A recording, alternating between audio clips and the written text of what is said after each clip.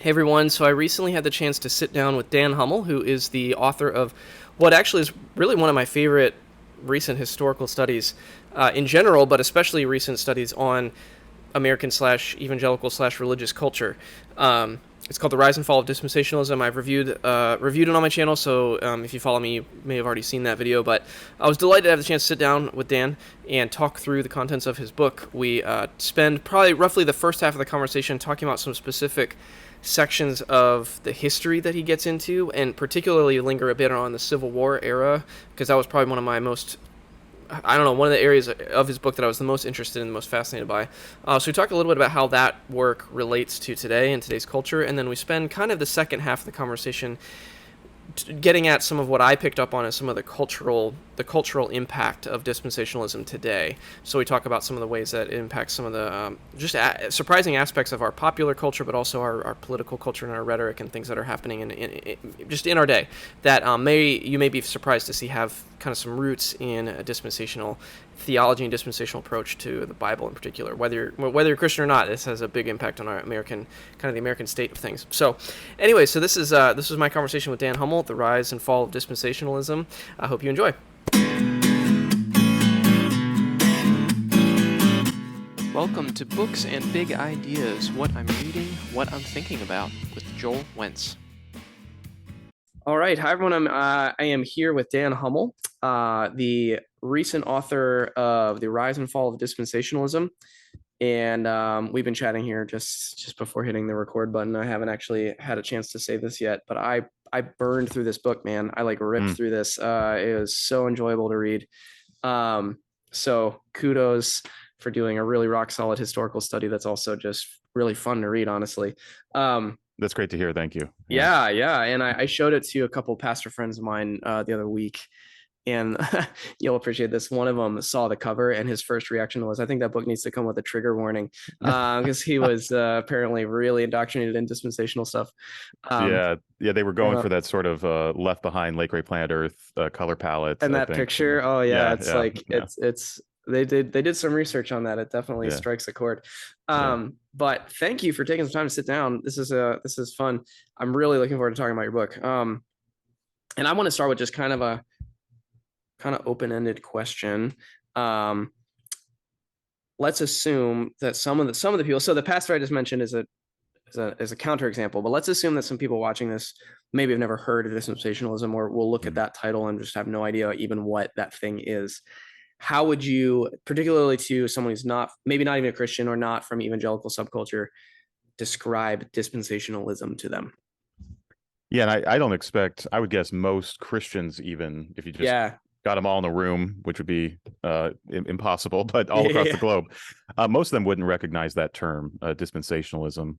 And I work in campus ministry here at UW-Madison, so a large University of Wisconsin-Madison, so a large public university. Most people on campus have never heard of dispensationalism before, but I bet you, if they're American, they know what the rapture is in some very general sense, which is this idea that sort of all true Christians at some moment, none of us know, will just suddenly disappear from the earth. And that's probably the biggest legacy of dispensationalism in our culture, is that teaching, which is a teaching that is not shared by most Christians, but in dispensationalism is very distinctive. And dispensationalism is a lot of things. The rapture is one of its teachings, but it's a system of theology that it was the term dispensationalism was coined in the 1920s. Many historians, including me, really see an important progenitor to that in the life and work of John Nelson Darby, who was a 19th century theologian in Britain, but he traveled all over the globe. If you talk to dispensationalists themselves, they would say that their teachings go even much further back. Many of them are conservative evangelicals or fundamentalists, so they would say that goes back to the Bible, but certainly they try to look for precedents that go before Darby in the 19th century. But Darby is very important because he introduces probably the three big things that are part of the dispensationalist system. One of them is the end time stuff, the eschatology, as we call it in theological terms, which is the idea that there will be a sequence of events that will happen to sort of usher in the second coming of Jesus. And the first, sort of the one that's next up on that sequence, is that rapture. Yeah. And the rapture will set off a number of events that will include plagues and wars and the Antichrist and all these things that have made it into a lot of pop culture in American in the American media, at least. So that's one big distinctive of dispensationalism, is its eschatology, the way it understands the end of things. The term itself comes from the dispensations that are sort of periods of time that dispensations divide all of history into, and these are largely in the Bible. They take different parts of the Bible and understand a sequence of dispensations. Not all Christians, most Christians have at least two dispensations. This was something dispensations would say, which, like the Old and New Testament. There's something different. Dispensationalism has very particular ways they understand this development, and they usually have 5 or 6 or 7 dispensations. And then the last thing I'll say is the other big part of the system is a very strong distinction between the earthly and the heavenly realms, and the role of the church in that distinction. And so for many dispensationalists, they see the church's role in the world as basically saving people out of the world and preparing them for heaven. And so you can call this otherworldly or sort of a spiritual understanding of the church. But as you can imagine, that would flow into how they view politics and culture and other things. If really the only point of the church, the main point of the church, is to save people out of the world, it's going to mean you're not going to be interested in certain things and interested in other things. Yeah. Wow, and that immediately starts to tee up lots of questions to explore. Just that last point about the dichotomy between matter and spirit, earth and heaven, however you want to frame that. But so it seems to me, just kind of taking these things together, and you do this really well in your book, like there's kind of, you can get at dispensationalism by talking about the nuts and bolts and the specifics, or you can get at it by talking about the more of the posture towards scripture in the world that a dispensationalist way of being almost encourages, which is a different way to talk about it, I think. And maybe, and you can talk about how those things dovetail or split apart. But at least I guess what I'm kind of hearing you say is that when you start with something like the rapture, which is so permeated popular culture, you talk about Glenn Weldon's Snapcture joke that he talks about on like NPR and the Marvel movies, right? Yeah. There's a way that these things have permeated. Even if someone has no idea what dispensationalism is, it's just so thoroughly permeated American culture, and even and fostered a way of being in the world that can be maybe I don't want to jump too far ahead, but maybe a slightly conspiratorial, kind of code breaking, skeptical of political advocacy or political work. All those things can arguably be connected to these things. So, anyways, I'm just trying to make the point that there's you can talk about the specifics, or you can talk about the culture that's created, which are two probably worthwhile conversations. But I imagine the second is probably what is more pressing. So let me ask you this. And gosh, there's so much. Yeah, this is going to be hard to contain this to 1 hour long. so much to explore. It's so interesting. But let me ask you this.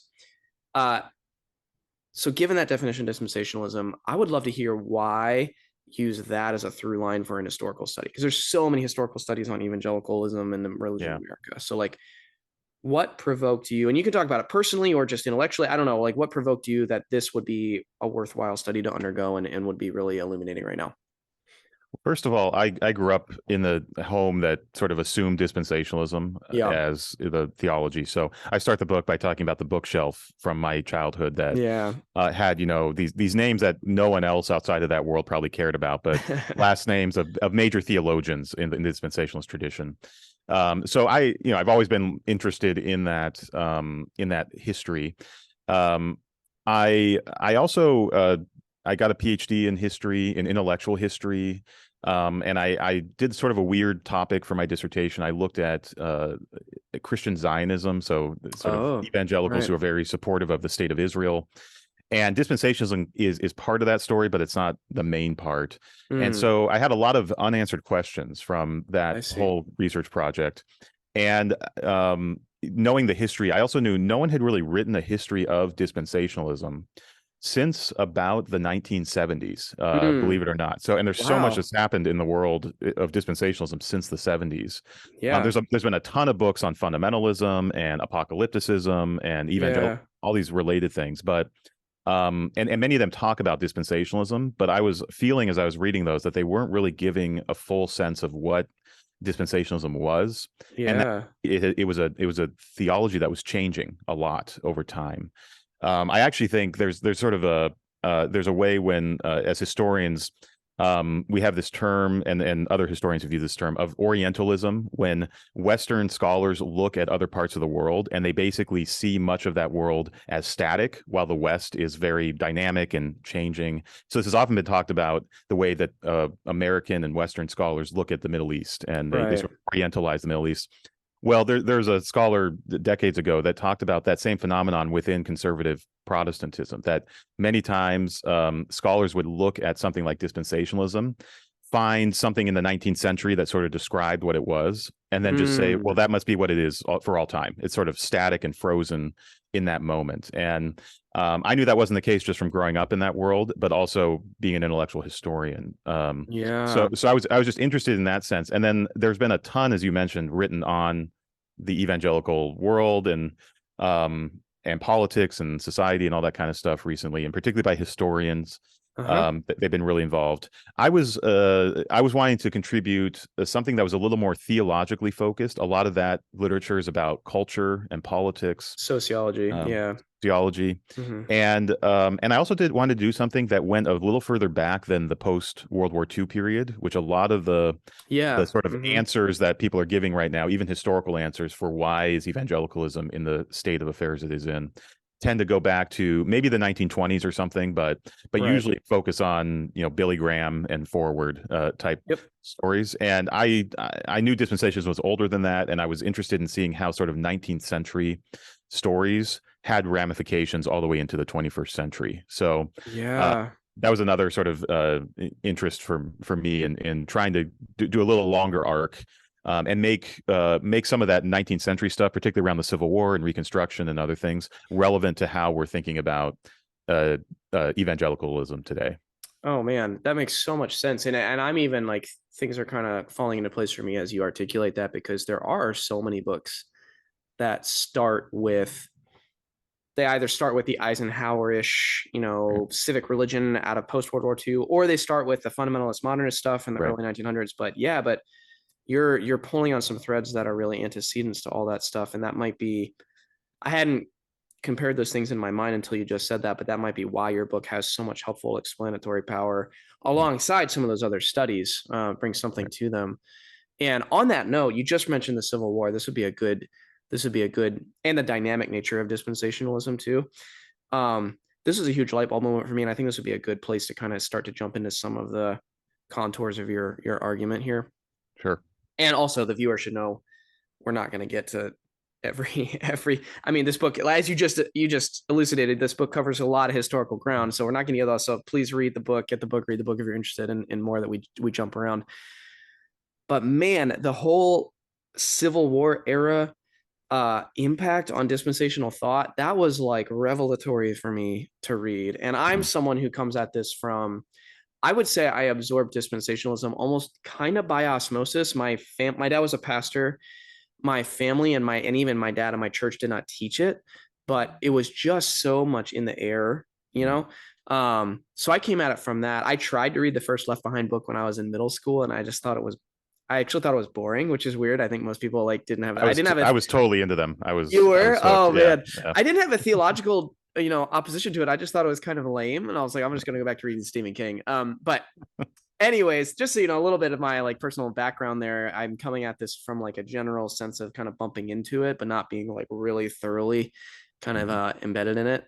But man, but even still, your description of how Darby's teachings kind of got fed through the socio-political reality of the Civil War era and how that accented certain things and shifted certain things. That just was so interesting to me. And I do think it's so relevant to conversations about race and justice and stuff that are still happening today.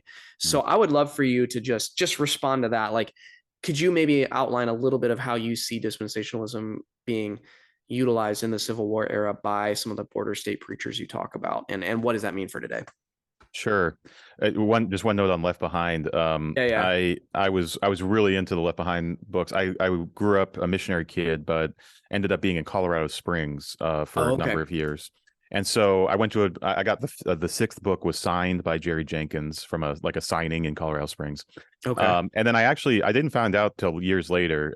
But I actually attended the same megachurch as Jerry Jenkins, one of the Oh my. co-authors. So a big church called Woodman Valley Chapel in Colorado Springs, Colorado in the 90s. But so I don't want to get too derailed by this, but since we're talking about it, we made it what? We made it 20 minutes in before Left Behind came up. Yeah. So trivia about my life is I graduated undergrad in 2008, and Jerry B. Jenkins spoke at my commencement. So he was the speaker, and my school is not dispensationalist. I don't know. But it was 2008. It was like right in that time. He was kind of it was a very small private Christian school. He was probably, frankly, one of the most high profile names they were able to get and afford. And so, yep, he gave me the, commencement commissioning that I walked proudly with ever since. So there's my bump into Jerry Jenkins.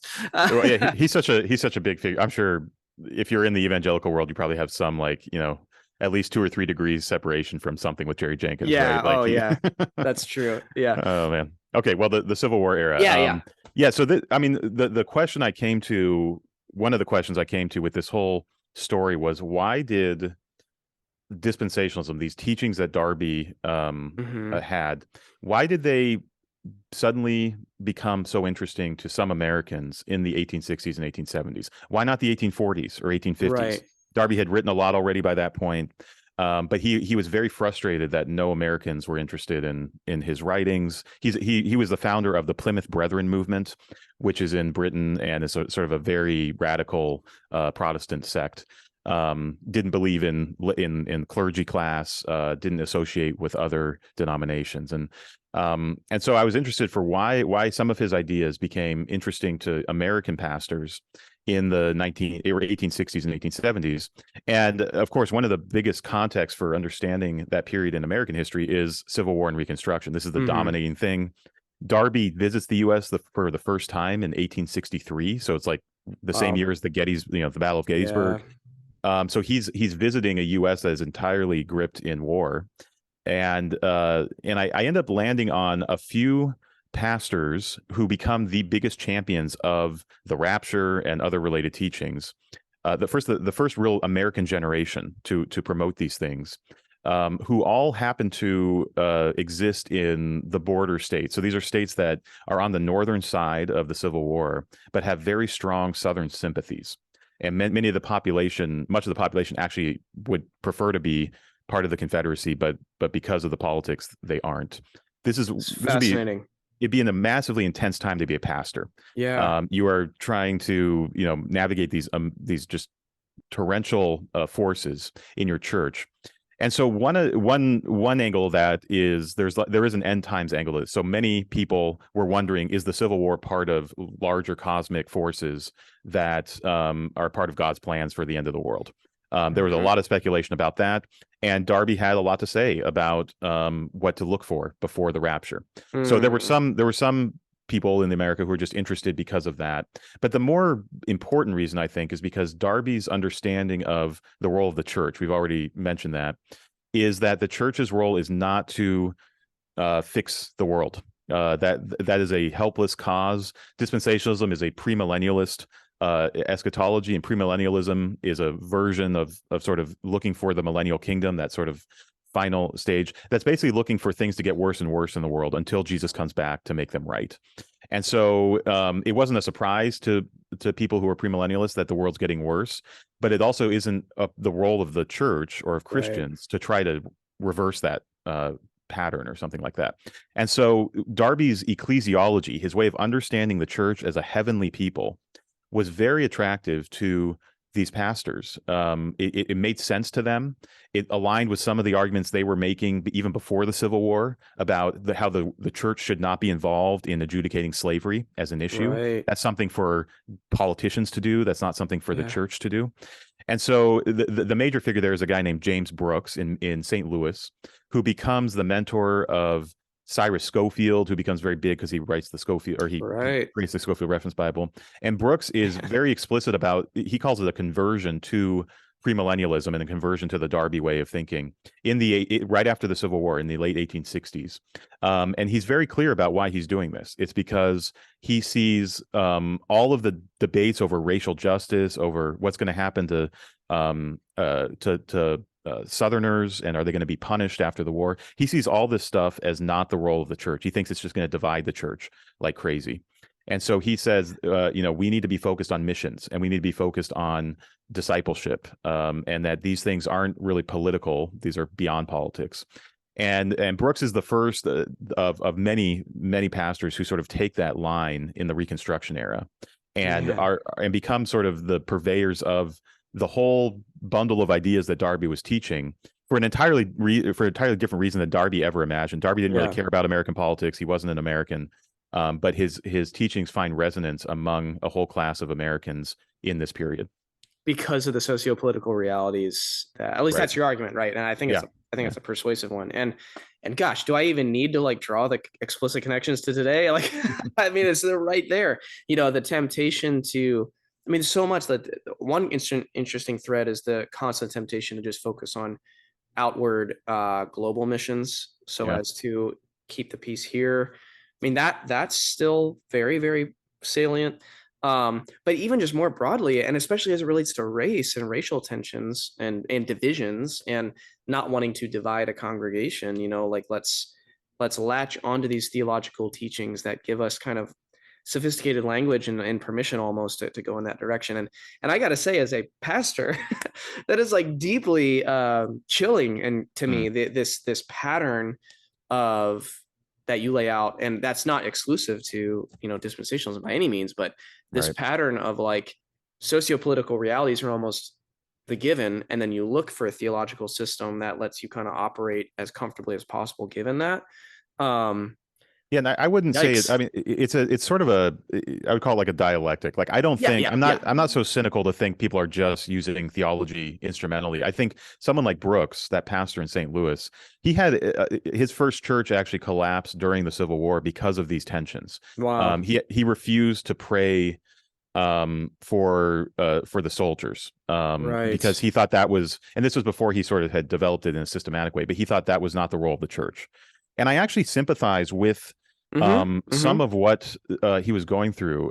If you go back to that period, the North, which I'm assuming if you're in the North now, or most Americans would say they were on the right side of the Civil War, it was an intensely nationalistic moment, the war, and there was we talk about Christian nationalism a lot today. The level of Christian nationalism in the northern states during the Civil War was extremely intense. If you think of the hymn, the battle hymn of the Republic, this is basically saying God's on the side of those fighting against slavery. And so, that's I'm not a full endorser of that type of way of merging God and country, even during a war. And so that's one of the pressures that Brooks was trying to say. Like, he was seeing much of the church, the Northern Church, basically become a appendage of the Union arm of Army. The state. And willing to justify anything the state did as in the name of this, in the name of God. So I don't want to say that people were just sort of being instrumental, but there is this, I guess it's sort of like a tragic choice that's made by Brooks, and then people like Dwight Moody, who is a much bigger figure in American history than James Brooks, who adopts a lot of the dispensationalist framework as well. And Moody is someone who is a Northerner and anti-slavery, very clearly so. But after the war, his big cause is to unite Americans for global missions. And that sounds really good to many Christian ears. But if you sort of look at what that means in practice, it was uniting Northern and Southern white Christians.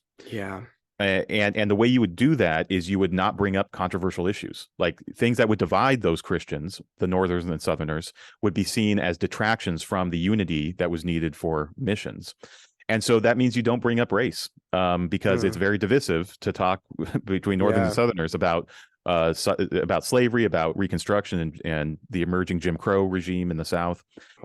And so the tragic choice that someone like Moody made was we're going to be silent on race because the bigger purpose here is global missions. And that fed into the understanding of the mission of the church that Moody had, and into the understanding that there is limited time for these missions because of the sort of imminent end. The eschatology piece. Yeah, it's all the more important. Like, basically, this, I don't think they'd ever say it in this way, but this is how I would do it in the 21st century. Like, if you have a limited number of hours to spend, are you going to spend it on something sort of eternal, like saving people's souls, or in their view, worldly, like fixing some racial justice issues for, and the world's going down anyway. Right. And they made that choice, and they made that choice over and over again, generation after generation. Ugh. And it turned into, by the 20th century, a sort of a blindness by a lot of Christians to even the injustice that was happening in the South, or if they recognize it as injustice, a reversion to the argument always that, well, but we can't bring up these sort of side issues. They would see it a side issue of racial justice because the big issue is missions. And I grew up a missionary kid. I'm someone who really values missions and thinks missions, global missions even, are very important. Yeah. But to make it the sort of dominating only thing, and to sort of filter all other interests through that, can lead to some really distorted ways of living out your faith. Yeah. And it seems to me to be an issue. The word tragic is really apt that you've used. It seems to me an issue of prioritization, like we're just going to prioritize this certain, in the best, to assume the best of intentions, global missions, it's good, mm-hmm. And we're going to assume the best of intentions behind that, but it still is a matter of prioritizing that over other issues that are more domestic. And sadly, tragically, it is a truncated understanding of unity, really. And you get that in your book. There's like unity among a certain racial bloc was prioritized over, what is, I think, inarguably a broader understanding of unity, which is across racial lines, which is what bore the cost. And it also, it explains, and this was also another helpful piece of, you wrap around this at the end of the book, it explains why there frankly aren't many African-American dispensationalists, today, which is wildly, I think about and read about race a lot, and I had never thought about that.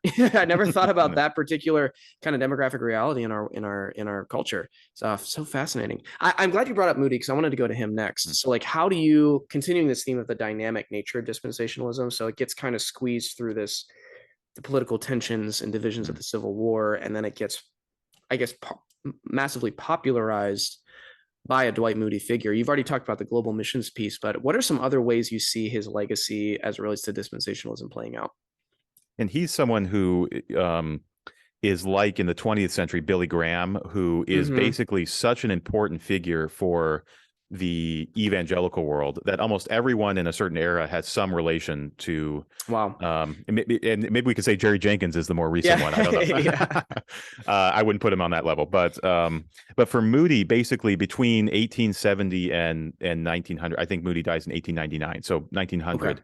Okay. Almost anyone who's in the broadly evangelical, revivalistic, holiness type wings of Christianity, of Protestantism in the U.S. has some relation to Moody. And so what he sort of adopts as his priorities become very important for a much bigger movement. In fact, it's so important, historians have called it the Moody movement. Like, you almost name this whole thing after the guy at the center. And so Moody basically adopts the rapture and some other teachings in the early 1870s. So in the same time period we're talking about. He actually meets Darby. They are not impressed with each other. Darby's sort of a very nerdy, intense person. Moody is not very well educated. He's a revivalist. He's much more populist. About communicating to the man. Yeah, populist, mass communicator. But regardless, because Darby's reaching all other people as well, Moody does adopt certain parts of Darby's teaching, particularly related to the mission of the church and the end times. And there's legacies of the Moody movement that are just really with us still today, including building the Bible institutes that basically become the backbone of the entire Christian college world of today. Many of them are founded in the late 19th, early 20th century as these originally Bible institutes that would basically be 2-year schools to train missionaries, to get people out into the mission field as quickly as possible. The most famous one is probably Moody Bible Institute, and it's still around and doing its thing. But there were literally dozens Biola of is them. also Biola's one as Yeah. well, right? Yep. Yeah. So Biola, that name comes from the Bible Institute of Los Angeles. That Yeah. acronym Mm-hmm. is Biola. Yeah, that's founded in 1908 by people who were deeply connected to Moody. He was dead at that time, but people who had been connected to him. Mm-hmm. And yeah, that's a really famous one too.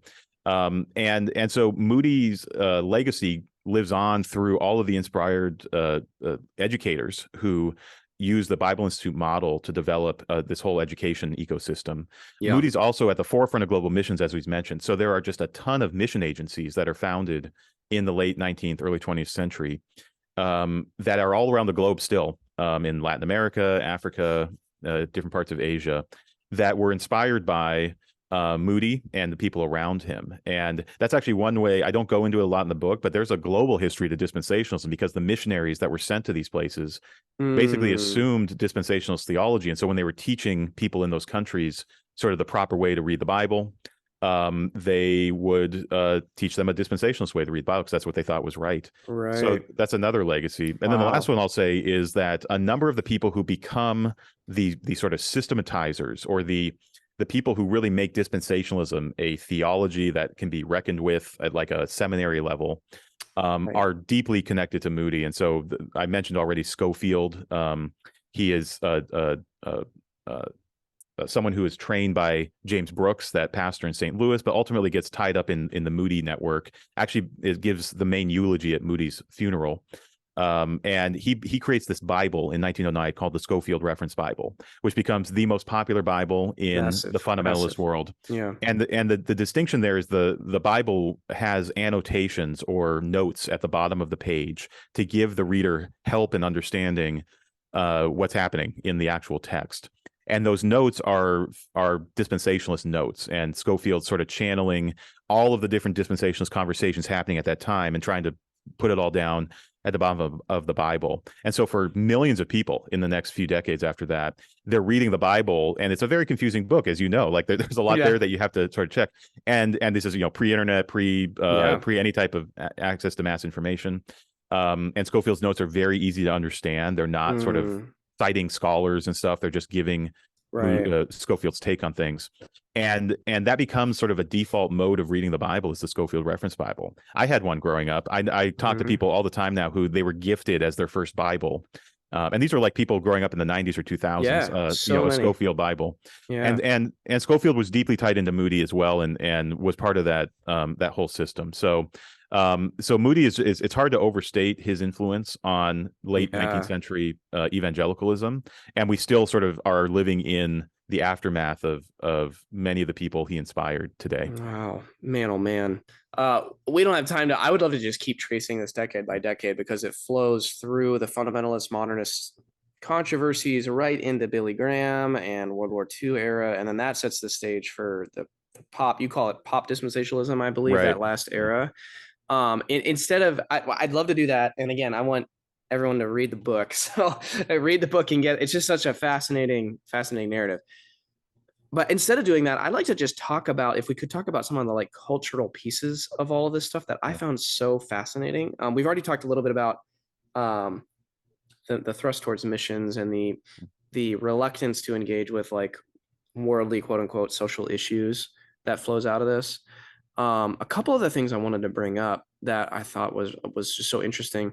One is the skepticism towards like consolidation of government or any sort of kind of big systems of power. How do you see that playing out in this, and who popularizes that, and why does that get some traction, do you think, with this dispensational thinking?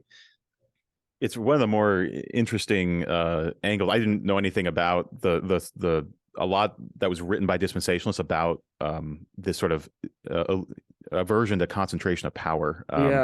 And there are two ways I think about that. One is, you mentioned it early on, sort of conspiracies being part of what dispensationalism is looking for in the world. And so, and conspiracies, I mean, there are very kooky conspiracies, but in sort of just a basic way, a conspiracy is something happening behind what we can see, right? So even the word apocalypse is sort of the pulling back of the veil, right? So even that's what the Book of Revelation is claiming to do as well.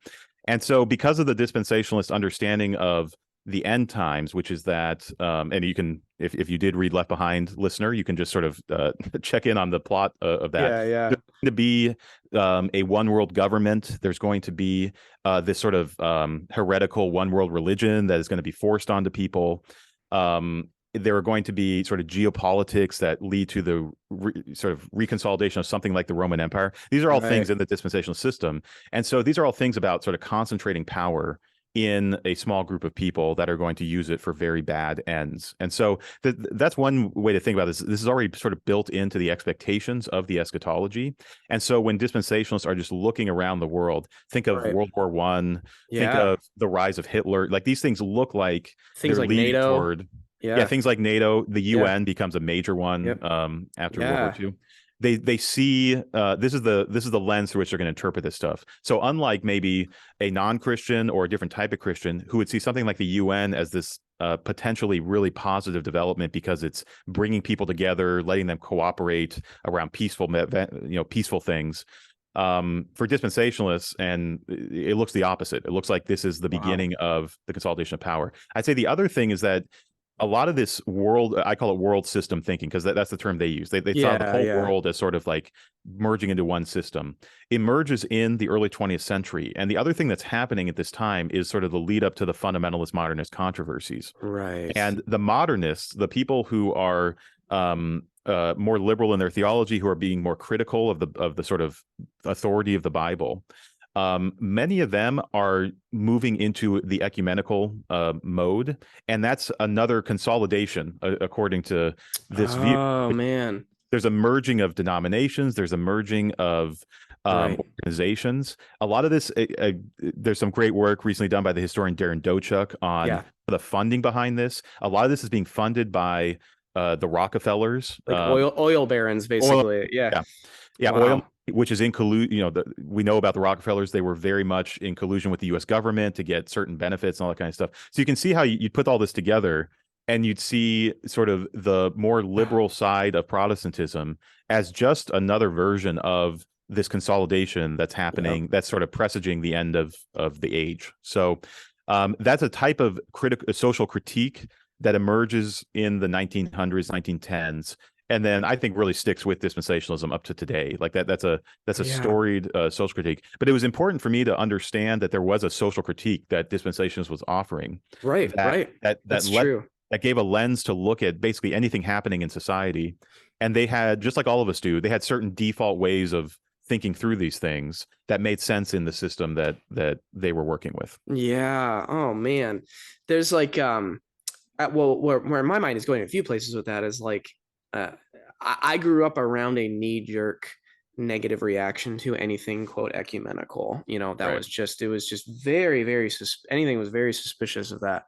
And it's fascinating to draw those through lines that you're talking about. And also I wonder, you don't get into this, I don't think, too much in the book, but, and this is a little speculative, but I just wonder how much of that can map onto some of the political alliances with like small government minded kind of Republican Christians, and that the marriage of those thought systems there, like how much of that is like pulling on these threads too. There's so much that potentially could be explored there. But one thing I want to make sure to say is I don't think dispensationalism is ever like the determining, like just because you're a dispensationalist doesn't mean you have to have a certain politics. There are definitely patterns and tendencies.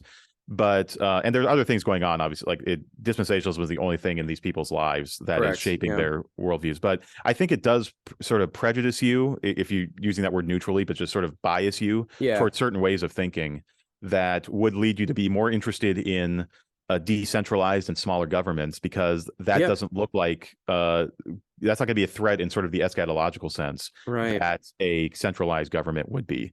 So those things do matter, but they aren't determinative of how you might come out on this. I see it as one, you're kind of pointing at one star in a constellation of factors, that contribute to all the rise of these ways of thinking. It's just fascinating. And it's not something that I had ever, a possible connection I'd ever seen teased out before. So I immediately grabbed onto that. Another one I want to talk about, or at least get your reaction on too, is there are so many moments where I was like, kind of blown away by what I was reading in this book. that historical narrative perspective. And one of them was the constant thread of this plain sense reading of scripture. Yeah. Because that's another thing that I grew up with. And again, like I said earlier, I was not immersed in explicit dispensational thinking, but that was something that was very much impressed upon me, was this plain sense reading, common sense reading. That was by default the best. Anything that was not determined to be that was suspicious. Right. There's kind of an anti-intellectual, anti-elitist bent to all of that. But anyways, I would just love, similarly, I'd love to hear you just talk a little bit about how that played out in this dynamic nature of dispensationalism over these decades. You called it common sense reading, and that gives you that sense of sort of the populist angle, which is there's assumptions behind. So if you want to get really nerdy, it's like common sense philosophy is like an Enlightenment tradition, Scottish Enlightenment kind of. Scottish Enlightenment that assumes that within every person there's this like innate ability to reason together. Like if we use our common sense, we'll come to the same conclusions on things.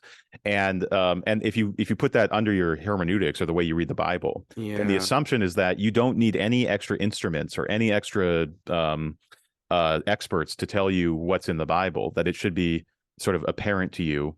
Now, of course, dispensationalists don't believe that in some type of really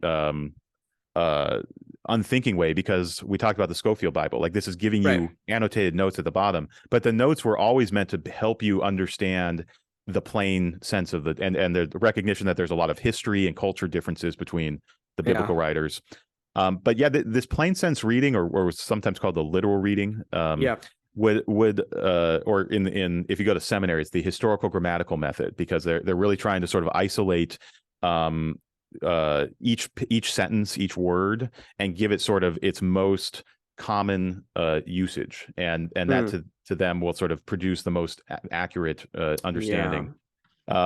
This becomes the bedrock of what it means to be a dispensationalist in a lot of ways. So dispensationalists are like so many other conservative Protestants, which is they don't want to say they're doing anything new. Like, innovation implies that they're not connected to the original church. And I sympathize with that as a Protestant. I want to think that, Luther didn't create anything new. He actually just recovered something from the early church.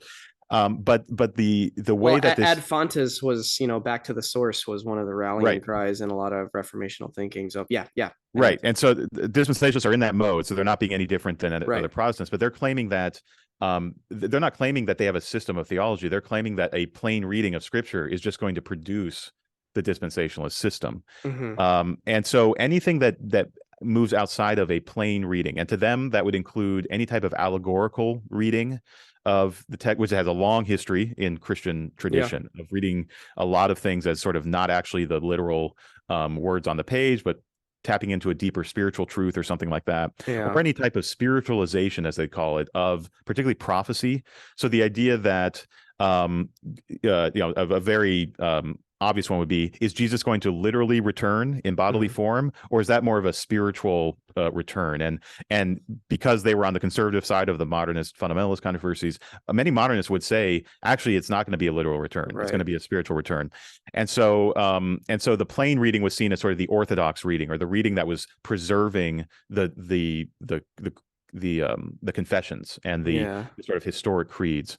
As many have pointed out, if you're outside of the dispensationalist culture, a plain reading, if you just sort of open up the book and you're not going to actually come to a lot of the distinctive teachings that dispensationalists say are very obvious. At least that's been the case for many people. But they insist, and partly they're sort of locked in a way of talking about this that's tied into the common sense tradition, but also because they're producing their own commentaries and theological texts. They're insisting that a plain reading is what gets you the dispensationalist system. And that becomes part of also later on in the 20th century, these battles over inerrancy of the Bible. So is the Bible entirely without error, or are there errors in it? Dispensationalists are uniformly inerrantists. They think they have no room for any type of error in the text. And so they become part of a mainstream conversation in conservative evangelicalism on that too, because they're very good allies for the other inerrantists out there, the more reformed inerrantists and others. The dispensationalists are like always dependably inerrantists, because They tie that in so closely to this plain reading of the Right. text. So that was one thing I was looking for, is as in the 20th century, dispensationalism is part of the fundamentalist world, but it's not the dominant part. And that's Right. actually is so important to understanding how dispensationalism develops, is it's got to not just defend itself against the liberals or the modernists. It's got to defend itself against the other conservative fundamentalists. Other fundamentalists, yeah. Who are more in the reformed or covenantal tradition, who see dispensationalism as pretty problematic on a lot of its teachings. But because of these shared values of like the inerrancy of the Bible, they coexist and they work together, at least on certain issues that matter to them. But there's always this tension, even within the evangelical fundamentalist world, of dispensationalism's legitimacy, its provenance, and its ultimately its sort of ability to explain everything. Yeah. Oh man. Well, that's a good. This may be one of the last questions that we have time for, but it does make me think of well, kind of the future of dispensationalism. Like you chart, well, the rise and fall is an important part of your title. Like you chart the kind of the scholastic decline of it and the fracturing of it, and how many seminaries are no longer employing dispensational faculty, or even the progressive dispensational movement, which to me reads kind of just like covenant theology by another name, essentially. And sorry if all this lingo is way too inside baseball, read the book. But I would just love to hear you. I don't know, what are your thoughts on you talk, I think, about, you use the image of like a zombie, almost like dispensationalism in a zombie form, where it's kind of shambling on in these popular cultural manifestations, but in a serious scholastic sense, it's not really vibrant anymore, I guess is a fair way to put it. What do you see as kind of the future of this movement, if it has one? And I don't know, what does that mean for kind of American culture? Yeah, well, the fall does not mean disappearance. So that's one pushback I've gotten, is dispensationalists, reaching out to me saying, "Hey, I'm still here. Like, it hasn't fallen." It's like, well, fall does not mean there's no dispensationalists left. They've definitely fallen relative to where the sort of credibility of the theology was at, say, 50 years ago or 60 years ago. Yeah. So there is definitely a dispensationalist network of theologians. They tend to not be at major evangelical schools. They tend to be at more independent, small fundamentalist schools. One that I was just talking to someone with, he teaches at Southern California Seminary, which is a place that I only know because I've done this research, but is a very small seminary. But there's a number of faculty on there that teach, and they're dispensationalists. And there are some of those, but in terms of the broader evangelical world, it's definitely fallen on hard times as a scholarly exercise. To the point that I'm not a good predictor of the future, but I would guess that most diehard or sort of self-identified dispensationalist scholars, if there are any in the major evangelical seminaries, are going to be over the age of 65 at this point, and that in a few decades there's not going to be any. And so I see, never say never on this stuff. So there's a world where those on the fringes do somehow convince a bunch of people. I see much more likely that it's going to be not a very active scholarly conversation going forward. I think the distinctive things that dispensationalism have been, as you mentioned, sort of rubbed away in the progressive dispensationalist world, and it looks a lot more like progressive dispensationalism, which is sort of the revision of dispensationalism in the 80s and 90s. Looks a lot more like the mainstream covenantal conversation that's going on. So I think that's where that's going to land. On the popular level, I'm not exactly sure how long it'll last, but right now dispensationalism is as profitable as ever in sort of a consumer media world. In fact, there's a new Left Behind movie out this year. I was just going to say that blew my mind. I had no idea another one was coming. Right. So that's by Kevin Sorbo, the Hercules actor from the or maybe if you're evangelical, he was in the God's Not Dead movies. God's Not Dead. He was the atheist philosopher. So we have a third sort of reboot of that series this year. And just pause on that for a second. If you had told 10-year-old Joel in the early 90s that there would be 3 manifestations of Left Behind with Kirk Cameron, Nick Cage, and Kevin Sorbo, my brain would have just melted out of my ears. Like, I just could not have imagined that, but here we are. Right. It's a mysterious world. And then if you just go on like Amazon or something and look at the the books on prophecy, sort of popular books Yeah, on sure, prophecy. sure. Yeah. It's dominated by dispensationalist or dispensationalist inspired analyses of the world and all that kind of stuff. So there's definitely a popular culture that is thriving around this stuff. Mm-hmm. I would say there's also a political legacy. We won't get into that, but there's also a political legacy of this. But I would say it depends on who you are and what you value. But as a Christian who's an intellectual historian, so I have a certain bent on how I think about Christianity. The idea that the legacy of a theology like this is sort of in consumer products and movies and stuff, to me feels like a fall. Like if that's really the what you can pass on to the next generation, that feels pretty hollow to me. I know when I talk to people who have no relation to dispensationalism, they're really surprised to hear that it's not doing well intellectually, because from the outside, for many non-Christians, the dispensationalist view of the end times is assumed to be the only Christian view of the end times. Like any Christian would believe these things, and we know that's not the case if we're in the Christian world. But even there, I mean, what most people consume of the dispensationalist world is a very thin end time scenario that has a rapture and an antichrist and things like that, and then a way of thinking about society and politics that is pretty pessimistic about sort of what's going to happen next. I don't even think that's what the dispensationalist theologians of a couple generations ago were hoping to convey. Sure. I think they were hoping people would really buy into the whole thing. They thought it was the right way to read the Bible. So that to me seems like a fall in its own way of sort of the legacy. That's a good way to put it.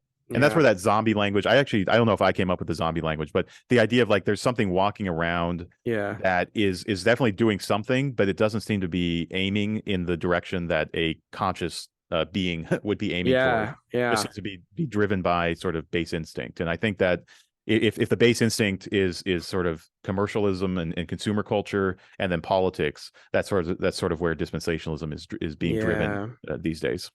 I may have retroactively inserted the zombie imagery because it just made sense to me. Yeah.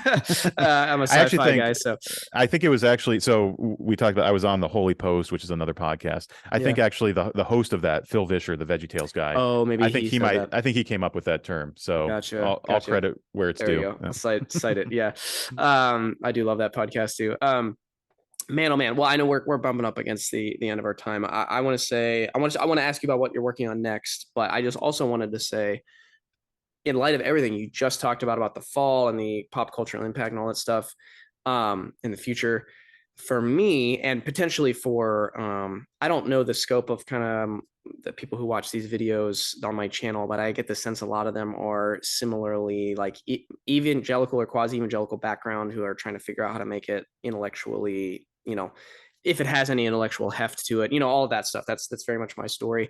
And what I wanted to say as it relates to your book and this topic is that a significant development in my own maturation of my own faith and my own thought was deconstructing a lot of my default inherited dispensational stuff, particularly as it relates to rapture and eschatology and end times, like deconstructing that. And then realizing a massive breakthrough for me personally was realizing that it was not the only way to, and again, I'm not saying like judgments one way or another, like there's lots of different ways people make sense of these things, but just for me, the simple reality of realizing it was not the only option through Christian history and whatever, and even global Christianity was profound for me.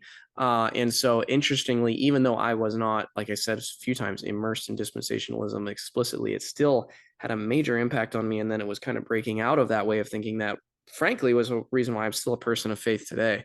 And so your history here, it hits me in a personal way because of that experience, but I think your history here, I commend you so much for the rigor you put into it. I've talked about how readable it is, I think, before we started recording, but this thing, one of your endorsements says it reads like a whodunit. I mean, it just feels like a romp through history. And it's almost like, I don't know, it's like the experience of watching Forrest Gump, where like all these names, keep popping up and you're like, oh, they intersect with dispensationalism. They intersect with this, and it's like, it's super, super enlightening to see it. And for someone like me who needed to go through a process of deconstructing that and reconstructing something else, seeing this narrative play out in this way, it's just really, really helpful because it lends a bigger story and it puts my story in a bigger context. It helps me explain just the cultural currents that I found myself in. And anyways, I just wanted to say that just on a personal Oh, note, that like thanks. Yeah. it's not just an intellectual exercise for someone like me. It really is deeply like edifying. Um, Hmm. so thank you. Also for Yeah. modeling like modeling serious scholarship in this area. And on that note, I'd love to hear like what are you working on next? Because when do I need to pre-order it? Yeah, it'll be a few years. And just to riff off of what you just said, I went through a same sort of leaving the dispensationalist system behind, and Yeah. for me it was understanding there were other options, and other options that took the Bible just as seriously Yes. as dispensationalists, which is one of the credits of the Yeah, dispensationalist world, is that they take the Bible very seriously, that's and I fair. do too. And I know that's not everyone's position, but I end the book talking about N.T. Wright and Richard Yeah. Middleton, who writes that blurb on the back, and they're some of the people that gave me a whole different way of thinking about eschatology that fit much better with how I understand the broader sort of arc of the Bible and the story that Yeah. it tells. It's good. And it actually fits in. So what I'm working on next is I'm just exploring it now, and it'll be a few years, but I want to do a history of the modern spiritual formation movement. So this Oh, would be wow. people like Dallas Willard Richard Foster. and Richard Foster, people Yeah. a lot of people today like John Mark Comer and Yep. others. But there's a really interesting backstory to a lot of where those ideas come from that go back at least 100 years. And really actually have to do with a lot of the stuff we've been talking about, the sort of social political dynamics of Mm. American Christianity. I've really benefited from that tradition. Yeah, me So too. and it just so happens Dallas Willard has got his PhD at UW Madison, my Oh, alum, where I that's work here right. That's right. in Yeah. philosophy. So Yeah. there's that little connection. But there's also been a number of really good biographies in recent years on people like Willard. There's one called Becoming Dallas Willard, which is Yep. very good. Yeah. I have On it on my Eugene shelf. Peterson, who's another key figure in the Yeah. spiritual formation stuff. Burning in My Bones was the one on that. Yeah, Yeah. yeah. So anyway, I'm just getting into that whole world. I think there's a ton of interesting stuff to Oh, think man. about in there, and it's also something I hope. I actually think that tradition has some answers, or at least proposed solutions to some of the problems that the broader American church is dealing with, that I don't think have just gotten the right historical treatment yet. It's Yeah. remarkable to me how few people have tried to go back and connect all the dots between these people and all the institutions they were part of and who shaped them and all that kind of stuff. Oh, So wow.